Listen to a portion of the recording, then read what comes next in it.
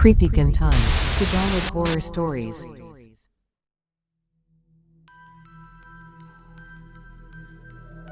Fourth year college na si Sally.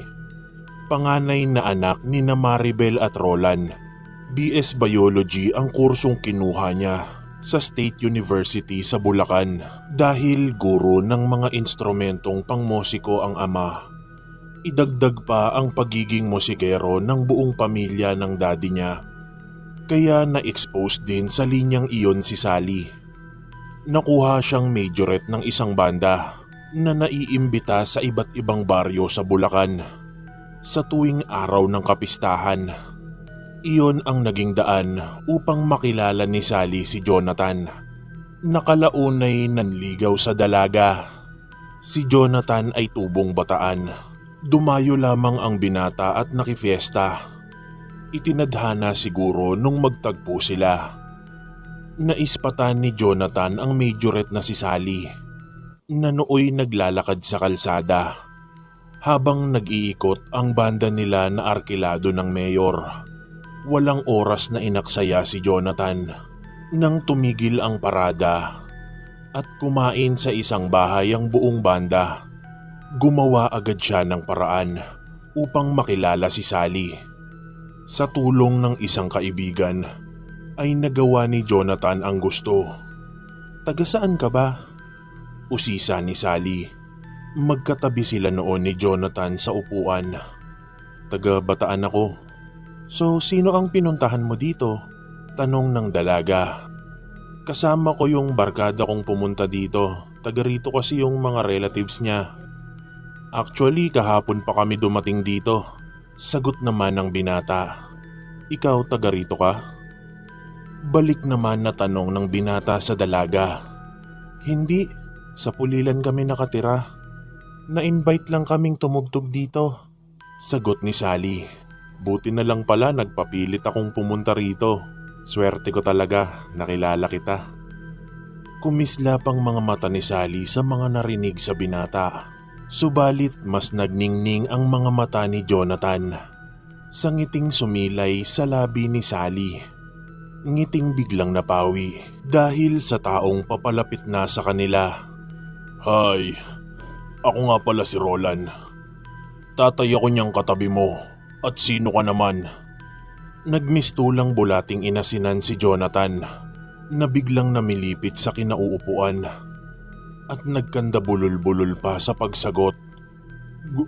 Good afternoon po. Nakikipagkaibigan lang po ako sa anak niyo." "Ah, ganun ba? Dapat yata ako munang unang kaibiganin mo, iho." "Daddy." Pagsasawata ni Sally sa ama. "Matanong kita, umiinom ka ba?" "Daddy." "Tinatanong ko lang naman kung umiinom eh." "Hindi po ako umiinom. Pero kung yayayain niyo po ako, nakakahiya namang hindi ko kayo pagbigyan." Ani Jonathan. "Mahusay kang sumagot ah." "Dad." "Dad ka dyan. Bakit ka ba daddy ng daddy dyan?" Kasi naman eh." Iyon ang naging simula. Dahil magkalayo ang kanilang lugar, nagkasya na lang muna sila sa palitan ng text message. At paminsan-minsan ay tinatawagan din ni Jonathan si Sally. Isang gabi sumimple si Sally at kinausap ang ina. "Mami, may sasabihin sana ako eh." "Ano yon anak?" Kasi wag kang magagalit ha." "Depende. Magagalit ako kung nakakagalit ang sasabihin mo." Hindi naman po." "Sabihin mo na." "Kasi po si Jonathan." Yun ba yung suitor mong taga Bataan?" "O ano, sinagot mo na sa text ganon?" "Mami naman eh." Ano nga yun?" "Magpapaalam daw sa inyo. Gusto niyang bumisita dito. Manliligaw daw po, in other words." "Sa akin okay lang. Ang daddy mo ang tanungin mo." "Kaya ko nga po sinabi sa inyo eh." "Ano, para bakeran kita sa daddy mo ganon?" "Opo." "Ayoko." "Mami naman."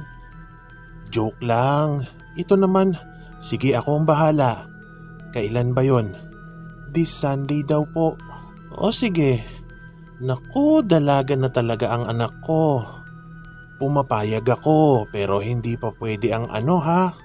Opo, alam ko naman po yun eh. Oh, plano mo bang sagutin? Mukhang okay naman siya. Kumislap pa ang mga mata ni Sally. Ewan ko po, bahala na, depende. Nang linggong iyon, dumating si Jonathan fresh from Bataan.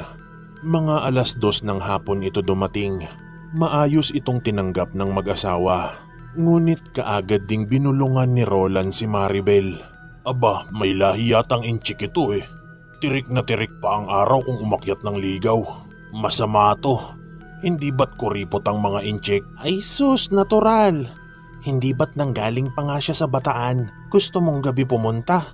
Tapos dito mo patutulugin. Dahil hindi na siya makakauwi, ganon? Eh kung sapakin ko siya. Kaya nga maagang pumunta yung tao. Ano ka ba naman, Roland? Lagpas 6:00 na nang magpaalam si Jonathan. Nag-aagaw na ang liwanag at dilim noon. Mula sa bahay ni Sally, may mahaba rin na iskinita na lalakarin upang marating ang highway. Ang iskinitang iyon ay napapadiran ng isang resort. Nasa bungad ng iskinita si Jonathan nang makita ang isang lalaki na naglalakad sa kabilang dulo ng iskinita. Hindi ito palabas o papunta sa lugar ni Sally. Pakaliwa ang direksyon ng lalaki. Pahalang sa iskinita hanggang mawala na ito sa paningin ni Jonathan. Nang makarating si Jonathan sa bahaging iyon kung saan nito nakita ang lalaki, para bang nalito siya at saglit na huminto sa paghakbang si Jonathan. Lumarawan sa mukha nito ang labis na pagtataka dahil noon lang niya nalaman na walang lusutan sa pader. Ibig sabihin, mula sa bukana hanggang sa dulo ng eskinitang iyon ay may bakod na pader. Paglabas niya ng highway ay may sumitsit sa kanya. Paglingon niya, mga barangay tanod pala sa lugar na iyon. Boy, anong ginagawa mo dyan? Tanong ng isa sa 3 barangay tanod. Galing ho ako sa bahay ng nililigawan ko dyan sa dulo ng iskinita. Sagot naman ni Jonathan. Sinong nililigawan mo dyan?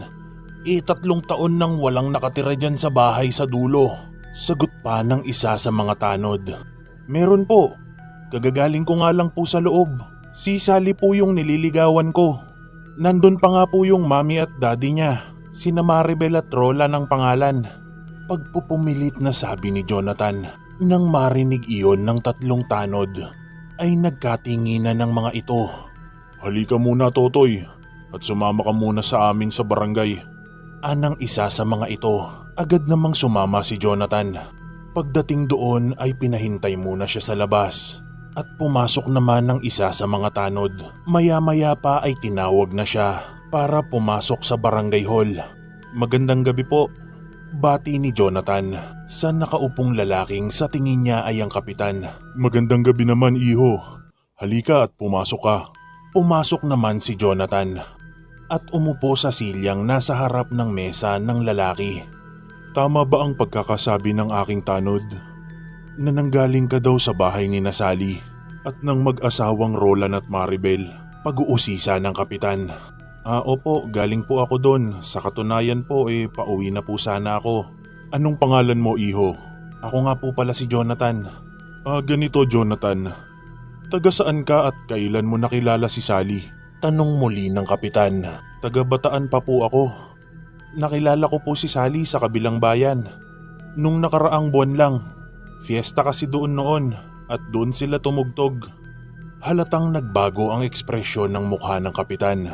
Jonathan, iho, tatapatin na kita. Unang-una, totoong taga roon si Sally at ang mga magulang nito, pero 3 taon na silang patay. Halos manigas ang mga tuhod ni Jonathan sa narinig dahil paanong patay si Sally. Magkakausap pa lang sila kanina. Maya-maya pa ay may inilabas na record ng kapitan. Naroon ang litrato at mga pangalan ng mag-anak. Sila nga ang kanina'y kasama lang niya. Gulong-gulo si Jonathan sa mga nangyayari at napag-alaman din niya na biktima ng masasamang loob ang pamilyang iyon. Si Sally ay walang awang pinagsamantalahan ng mga hanggang sa ngayon ay hindi pa nakikilalang kalalakihan. Ang mga magulang naman nito ay walang awang pinaslang. At ang motibo daw ay pagnanakaw nang datnan nila ay halos nag-aagaw buhay na si Sally dahil sa dami ng bugbog na tinamo. Naisugod pa ito sa ospital, ngunit kalaunay binawian din ito ng buhay. Chinek pa ni Jonathan ang kanyang cellphone. Laking pagtataka niya dahil wala na roon ang nakarehistrong numero ni Sally. Maging ang mga text message nila at ang mga past calls ay nawala na rin. Magpasa hanggang ngayon ay nananatili pa rin sa isipan ni Jonathan ang mga pangyayaring iyon na hindi niya maipaliwanag.